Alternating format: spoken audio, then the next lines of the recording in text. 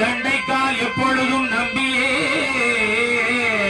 கைதொழுதே நான் ஒருவாய் அருவாய் உளதாய் இலதாய் மறுவாய் மலராய் மணியாய் ஒளியாய் கதியாய் விதியாய் எனக்கு குருவாய் வருவாய் அருள்வாய் குகனே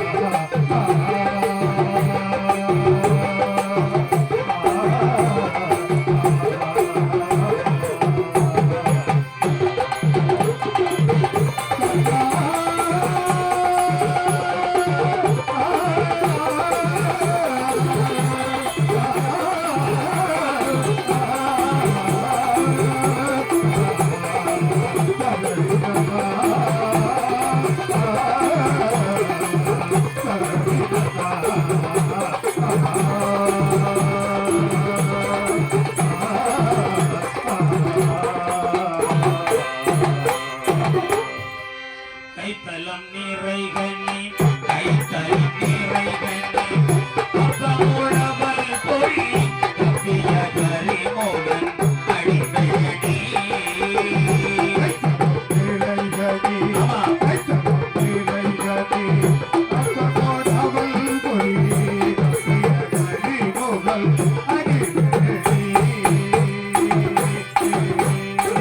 கைத்தலம் நிறைகனி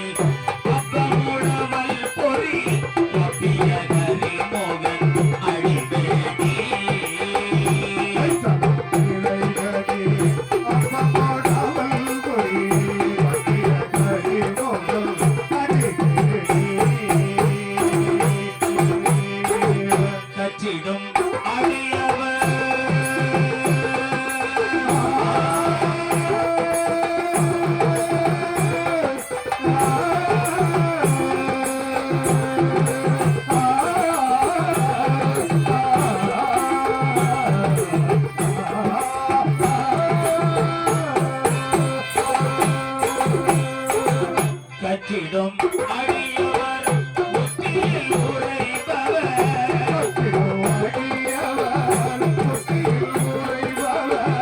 அற்பகம் என விதிகளிலே கைத்தலம் நிறைகனி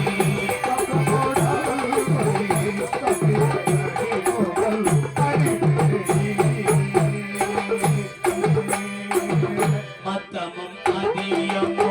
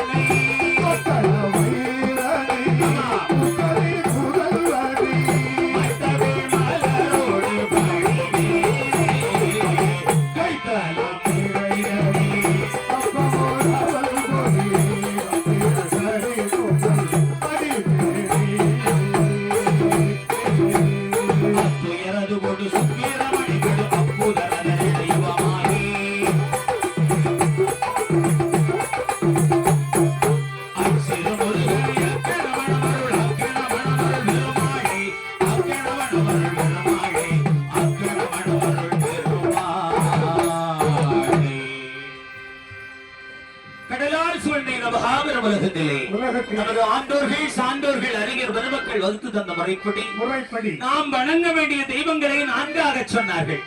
அதை எப்படி என்று பார்த்தோமேயானால் மாதா பிதா குரு தெய்வம் என்று சொன்னார்கள், பிரித்தார்கள், நான்காக சொன்னார்கள்.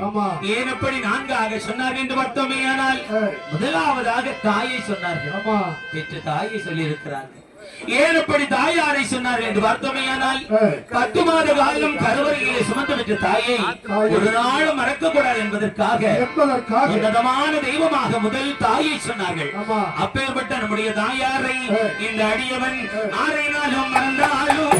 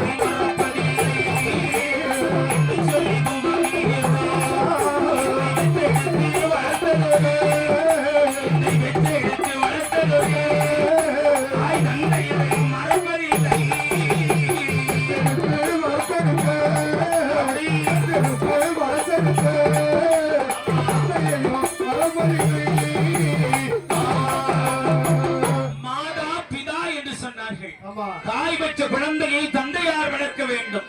அன்னையும் பிதாவும் முன்னறி தெய்வம்.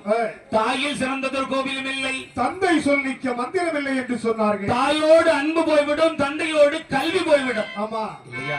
நம்மை பெற்றெடுத்து இது காலம் வரைக்கும் பெயர் நாமம் சூட்டி வளர்த்தெடுத்த தந்தையாரை இந்த ஒரு நாளும் மறக்க கூடாது. அப்படி தாய் தந்தையருக்கு பிறகாக யாரை சொன்னார்கள் என்று பார்த்தோமேயானால் குரு ஆசான் என்று சொன்னார்கள். மாதா பிதா குரு என்றார்கள் இல்லையா? பன்னருள் வேதங்கள் கற்றுணர்ந்தாலும் குருவருள் இல்லை என்று சொன்னால் திருவருள் இல்லை என்பார்கள். குருநாதர் இல்லாத ஒரு வித்தையை குருட்டு வித்தை என்பார்கள். அப்படி என்னுடைய பள்ளி பருவத்திலிருந்து இன்றைய தினம் வரைக்கும் நிறைய குருமார்கள் உண்டு, ஆசான்மார்கள் உண்டு.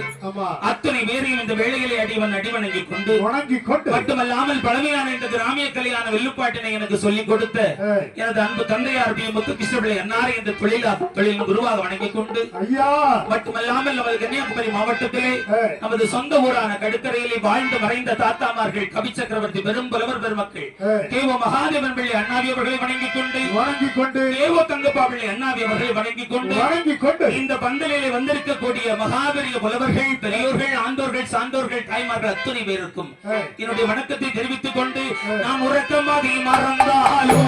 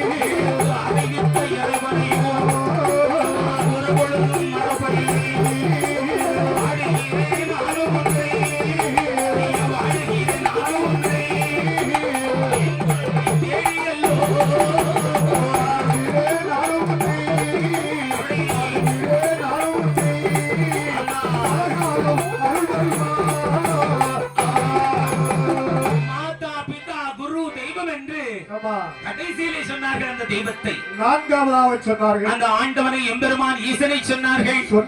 எல்லாம் அல்ல அம்பிகை அருள்வாளிக்கக்கூடிய தாயான தேவியை சொன்னார்கள். ஔவையார் அம்மையை சொன்னார்கள். ஸ்ரீராமன் உருமாறி விஷ்ணு துர்க்கையாக காட்சி கொடுக்கிறார் நமது ஸ்தலத்திலே. இந்த தெய்வங்களை சொன்னார்கள். கோவில் குளத்துக்கு எல்லாம் போக வேண்டாம், தாய் தந்தையரை வணங்கினாலே போதும், கோடி புண்ணியம்.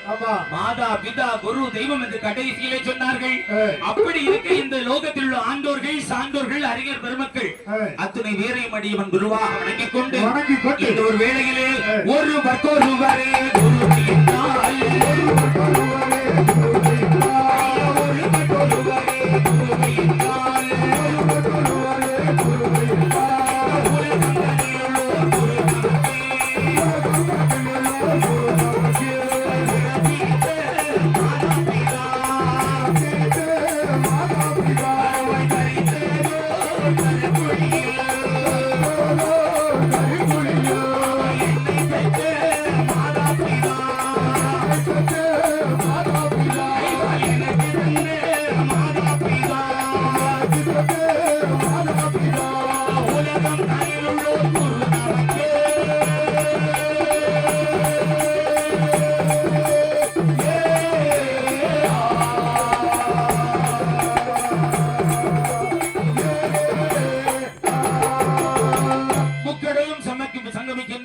நமது கன்னியாகுமரி மாவட்டத்திலே நீர்வளம் நிலவளம் செல்வவளம் பொத்து குலங்கக்கூடிய புண்ணியமான நாஞ்சில் நகரத்திலே அற்புதமான காவுக்குள்ளே மனித தெய்வமாக மனிதனும் தெய்வமாகலாம், தெய்வமும் மனிதனாகலாம். அப்படி இந்த சொல்லுக்கு எடுத்துக்காட்டி இந்த அவை முதாட்டி இல்லையா? எத்துணை எத்துணை கவிகள் பாடிய பெருங்கவி புதல்வி இல்லையா? அப்பேற்பட்ட பெருமாட்டிக்கு இந்த தலத்திலே 2வது வருடாபிஷேகமும் நமது கலை சங்கமம் விழாவும் இணைந்து நடைபெற்றுக் கொண்டிருக்கக்கூடிய தருணத்திலே வந்திருக்கக்கூடிய ஆண்டோர்கள் சான்றோர்கள் அறிஞர் பெருமக்கள் தாய்மார்கள் பெரியோர்கள் அத்தனை பேருக்கும் வருக வருக என வரவேற்றுக் கொண்டு எங்களுடைய நாஞ்சில் எம்பி பெருமாள் வெள்ளிசை குழுவின் சார்பில் மனமார்ந்த நன்றி வந்த வணக்கத்தை தெரிவித்துக் கொண்டு நேரம் நிறைய இல்லை என்ற காரணத்தினாலே சிறிதளவு பாடிவிட்டு நம்முடைய அண்ணன் அடுத்தபடியாக பாடுவார்கள். ஒரு பாடலோடு என்னுடைய நிகழ்ச்சியை நிறைவு செய்கின்றேன். ஆலயம் தொழுவது சாலுவம் நன்றி என்று சொன்னாள். செந்தமிழ் தலைவி ஐப்போய் மூதாட்டி சொன்னாள். அந்த வழியிலே நாம் எல்லாம் ஆலயத்திற்கு போக வேண்டும். கோவில் சன்னதி மனதிற்கு ஒரு நிம்மதி.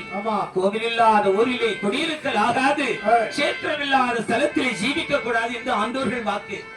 அதுபோல ஆலயம் தொழுவது சாலுவம் நன்றி என்று ஆலயம் தொழுவது தொழுவது